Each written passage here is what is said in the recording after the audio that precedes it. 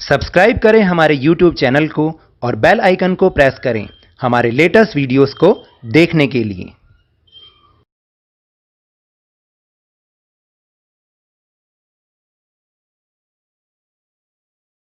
Hello and welcome to Lovneesh sir की class. आज की ये शिक्षा निदेशालय राष्ट्रीय राजधानी क्षेत्र दिल्ली की वर्कशीट नंबर 25 जो कि क्लास 6 के स्टूडेंट्स के लिए है।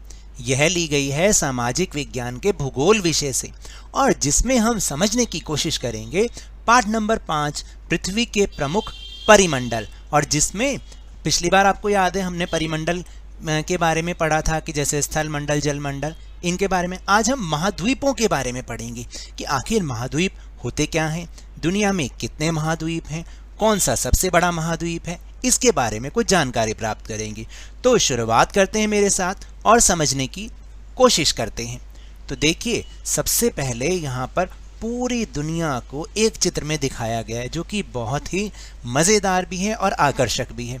देखिए यहाँ पर आपको दिखा रखा है ना, यहाँ पर जो हल्का नीला भाग है ये दिखाता है पानी को, यानी पृथ्वी का वो हिस्सा जो पानी से ढका हुआ है। और जहाँ पर ये कुछ रंगीन हिस्सों में, जैसे ये आपको दिखा रखा है पीला और ये जामनी और ये हरा, ये सारे क्या हैं, ये ज़मीन के भूभाग हैं जिसको हम महाद्वीप कहते हैं। तो चलिए इनके बारे में आज हम जानकारी प्राप्त करते हैं। पृथ्वी की सतह को दो मुख्य भागों में बांटा जा सकता है। देखिए जो पृथ्वी की सतह है ना, तो उसको हम दो भागों में बांट सकते हैं। जैसे बड़े स्थलीय भूभागों को महाद्वीप के रूप में जाना जाता है और बड़े जलाशयों को महासागरीय बेसिन के रूप में जाना जाता है।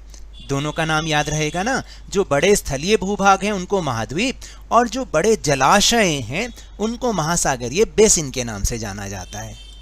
तो देखिए पृथ्वी पर 7 प्रमुख महाद्वीप हैं, यानी पृथ्वी पर कुल कितने महाद्वीप हैं? 7।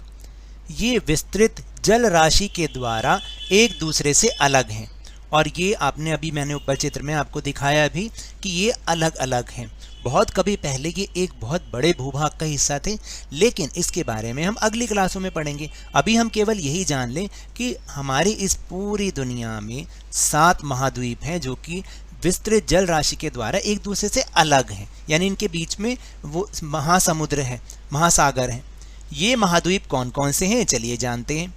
एशिया, मेरे साथ साथ बोलिए, एशिया, यूरोप, अफ्रीका, उत्तरी अमेरिका, दक्षिणी अमेरिका, ऑस्ट्रेलिया और अंटार्कटिका। तो नाम याद रहेंगे ना, एशिया, यूरोप, अफ्रीका, उत्तरी अमेरिका, दक्षिणी अमेरिका, ऑस्ट्रेलिया और अंटार्कटिका। विश्व के मानचित्र को देखें और ध्यान दें कि स्थल का बहुत बड़ा हिस्सा उत्तरी गोलार्ध में स्थित है। कि गोलार्ध क्या होते हैं, चलिए एक बार आपको फिर से वो वाला चित्र दिखाऊं। तो यहाँ आप देख रहे हो ये मान लीजिए पूरी दुनिया है, पृथ्वी है हमारी, और यहाँ पर एक ये जो लाइन है जो कि इसको बिल्कुल आधा आधा बांट रही है, 2 भागों में, आधा आधा, आधा ऊपर और आधा नीचे, इस तरह से आधा ऊपर और आधा नीचे की तरफ, ठीक है। और इसको हम क्या बोलते हैं? 0 डिग्री की अक्षांश रेखा। क्या बोलते हैं? 0 डिग्री की अक्षांश रेखा, जिसको हम भूमध्य रेखा भी कहते हैं। क्या कहते हैं? भूमध्य, यानी जमीन के बिल्कुल बीचों बीच। अब आप ध्यान दो जरा इस चित्र में कि दुनिया के जितने भी महाद्वीप हैं, 7 महाद्वीप अभी अभी हमने समझे, उसमें से जो ज़्यादातर महाद्वीप हैं वो उत्तरी गोलार्ध में, यानी ज़मीन का एक बहुत बड़ा भूभाग जो है वो उत्तरी गोलार्ध में स्थित है, जबकि दक्षिणी गोलार्ध में बहुत ही कम ज़मीन का हिस्सा या जो महाद्वीप है उनका कम हिस्सा दक्षिणी गोलार्ध में, यानी ज़्यादातर हिस्सा उत्तरी गोलार्ध में ही है, जो कि अभी हमें समझाया भी गया है। यहाँ पर हमने देखा है ना, अभी लिखा हुआ था कि स्थल का बहुत बड़ा हिस्सा उत्तरी गोलार्ध में स्थित है। तो ये इसका मतलब ये है। तो ये ऊपर का जो हिस्सा होता है उसको हम उत्तरी गोलार्ध और ये जो निचला हिस्सा होता है इसको हम दक्षिणी गोलार्ध। अब ये ऊपर ऐसे नहीं कि ऊपर तुम देखने लग जाओगे कि ऊपर उत्तरी गोलार्ध है, ऊपर नहीं है। असल में आप इसको जब लिटाओगे ना, क्योंकि ये एक 2D चित्र है, ये 2 डायमेंशनल है, तो इसलिए मैं ऐसे बोल रहा हूँ ऊपर और नीचे। लेकिन जब आप इसको लिटा के देखोगे ना तो आगे की तरफ उत्तर दिशा और पीछे की तरफ दक्षिण दिशा, इसलिए हमने इसका नाम उत्तरी गोलार्ध और दक्षिणी गोलार्ध रखा है। तो चलिए इन गोलार्धों के बारे, इन महाद्वीपों के बारे में हम कुछ जानकारी प्राप्त कर लेते हैं।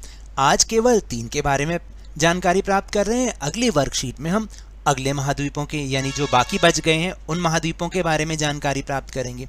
जैसे सबसे पहले हम जानकारी प्राप्त करेंगे एशिया की। एशिया महाद्वीप, यह अब देखो इसके बारे में क्या क्या लिखा हुआ है कि यह विश्व का सबसे बड़ा महाद्वीप है। तो विश्व का सबसे बड़ा महाद्वीप कौन सा है?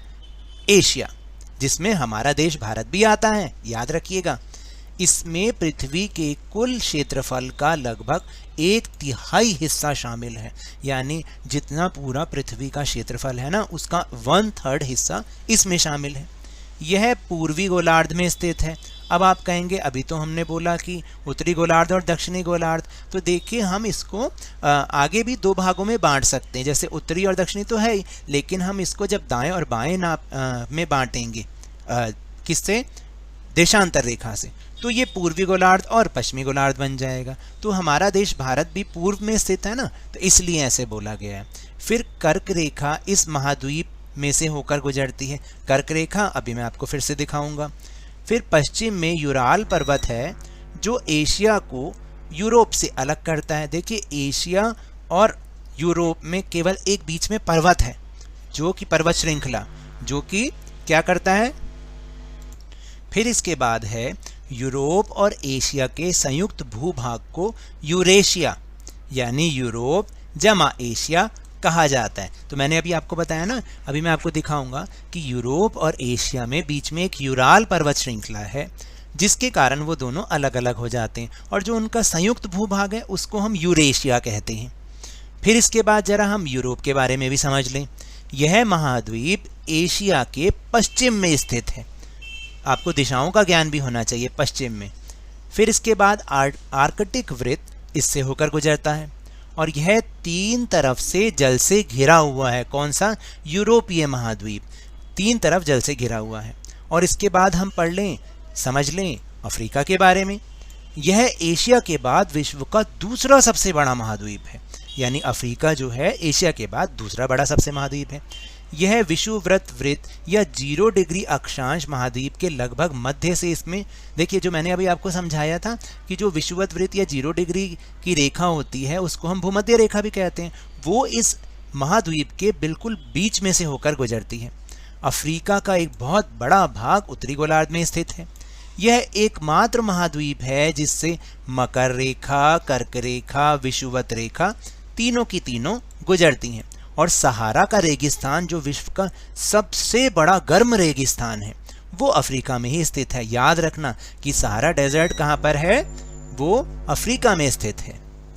फिर इसके बाद है यह महाद्वीप सभी तरफ से महासागरों और समुद्र से घिरा हुआ है।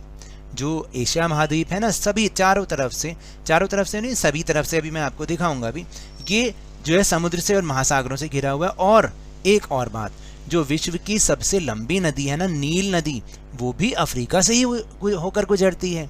तो 2 बड़ी चीज वहां पर हो गई, सहारा का रेगिस्तान जो कि सबसे बड़ा रेगिस्तान है, और विश्व की सबसे लंबी नदी नील नदी, वो भी अफ्रीका से ही होकर गुजरती है। तो चलिए एक बार फिर से चित्र को हम देखें। तो देखिए ये है एशिया महाद्वीप, और ये इसके बीच में यहाँ पर यूराल पर्वत श्रृंखला है जो कि एशिया और यूरोप को अलग अलग करता है। और जो यूरोप है वो एशिया के पश्चिम। तो अब आपको बताऊं कौन सी दिशा होती है पश्चिम दिशा? जो अगर आप सामने देख रहे हो तो आपके उल्टे हाथ की तरफ यानी बाएं हाथ की तरफ होती है पश्चिम दिशा, दाएं हाथ की तरफ होती है पूर्व दिशा, फिर आप अगर जहां देख रहे हो उसके आगे की तरफ उत्तर और पीछे की तरफ दक्षिण। तो ये दिशाएं इस तरीके से होती हैं। फिर इसमें बताया था कि अफ्रीका महाद्वीप एशिया के बाद सबसे बड़ा महाद्वीप है, दूसरा महाद्वीप। और देखिए ये सभी तरफ से, यहाँ से भी, यहाँ से भी, यहाँ से भी, यहाँ से भी पानी से ही घिरा हुआ है। और जो यूरोपीय महाद्वीप है, यूरोप का महाद्वीप है, वो 3 तरफ समुद्र से घिरा हुआ है। तो अब आपने देख लिया ना, अब हम चलते हैं इसके प्रश्नोत्तर पर। तो पहला प्रश्न है कि महाद्वीप किसे कहा जाता है? तो देखिए बड़े स्थलीय भूभागों को महाद्वीप कहा जाता है, यानी जितने भी बड़े स्थलीय भाग हैं उनको हम महाद्वीप कहते हैं। दूसरा प्रश्न है कि दुनिया में कुल कितने महाद्वीप हैं? तो दुनिया में कुल 7 महाद्वीप हैं। और इसके बाद आखिरी और तीसरा प्रश्न, सबसे बड़ा महाद्वीप कौन सा है? तो सबसे बड़ा महाद्वीप एशिया महाद्वीप है। तो अब आप समझ गए। तो ये तो थी आज की वर्कशीट। अगर मेरे इस तरह समझाने से आपको थोड़ा सा भी समझ में आया हो तो इस चैनल को ज़्यादा से ज़्यादा सब्सक्राइब कीजिए, लाइक कीजिए और बहुत ज़्यादा शेयर भी कीजिए। और हाँ, मेरे साथ इसी तरह वर्कशीट को समझते रहिए, लेकिन ध्यान और मन लगाकर पूरी मेहनत और लगन के साथ पढ़ते रहिए। और अगर आपको कोरोना वायरस से बचना है ना, तो नियमित रूप से अपने हाथों को साबुन और पानी से धोते रहिए, मास्क जरूर लगाइए और शारीरिक दूरी बना के रखिए, क्योंकि जब तक दवाई नहीं तब तक कोई ढिलाई नहीं। धन्यवाद।